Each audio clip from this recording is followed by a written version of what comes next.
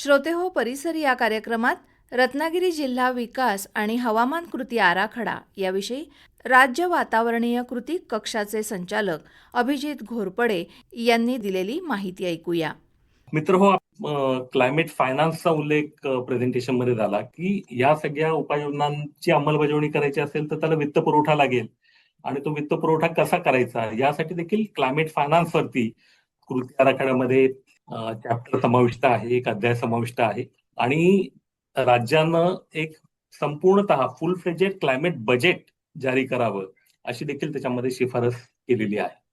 तर मी सुरुवातीला म्हणलं की वातावरणीय बदलाचं जे आव्हान आहे ते जागतिक आव्हान आहे. ते जागतिक आव्हान आहेच, पण त्याच्यावरती मात करण्यासाठी ज्या काही उपाययोजना आपल्याला योजाव्या लागणार आहेत त्या मात्र स्थानिक स्वरूपाच्या असणार आहेत आणि म्हणूनच स्थानिक पातळीवरती वातावरणीय कृती ही बलवान करण्यासाठी, सक्षम करण्यासाठी आम्ही जिल्हा स्तरावरती आणि शहरांच्या स्तरावरती क्लायमेट ऍक्शन प्लॅन्स तयार करण्याचं एक धोरण अंगीकारलेलं आहे.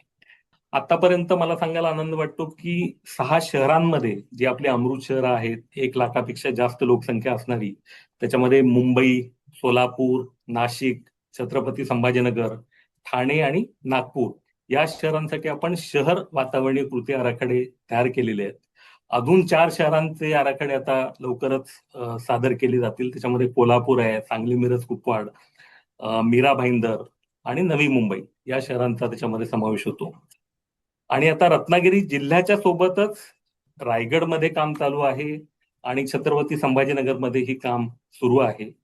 पण मला सांगायला खरंच आनंद होतो, कलेक्टर साहेब जसं म्हणाले तसं रत्नागिरी जिल्हा हा आपला राज्यामध्ये आणि किंबहुना देशामध्ये पहिला जिल्हा आहे की ज्या जिल्ह्यानं आपला वातावरणीय कृती आराखडा तयार केलेला आहे. पण मगाशी जे सांगण्यात आलं तसं त्याचं वेगळेपण हे आहे की हा निव्वळ वातावरणीय कृती आराखडा नाहीये, तर तो विकास, जिल्हा विकास आणि वातावरणीय कृती आराखडा असा तो आहे. म्हणजे खूपदा आपण विकास आणि पर्यावरण हे दोन्ही परस्परांच्या विरोधात आहेत असं आपलं एक मानलं जातं. पण या वातावरणीय कृती आराखड्यामध्ये पर्यावरणाची किंवा वातावरणीय कृतींची सांगड ही जिल्ह्याच्या विकासाशी घालण्यात आलेली आहे. म्हणजे पर्यावरण आणि विकास हे परस्पर विरोधी नाही आहेत, तर पर्यावरणाचा विनाश न करता देखील आपण विकास साधू शकतो हे अधोरेखित या कृती आराखड्यातून होणार आहे.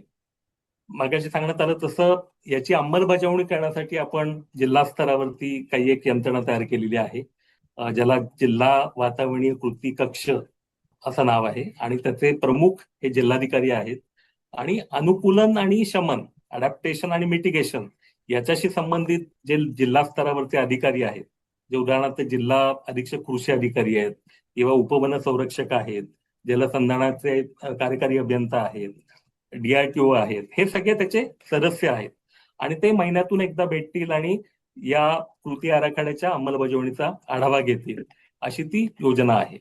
त्यामुळे मला अपेक्षा आहे की जिल्हाधिकारी महोदयांच्या अत्यंत सक्षम, प्रोएक्टिव्ह अशा नेतृत्वाखाली जिल्हा वातावरणीय कृती कक्षाच्या माध्यमातून या कृती आराखड्याची अंमलबजावणी देखील तितकीच प्रभावी आणि परिणामकारकरित्या होईल.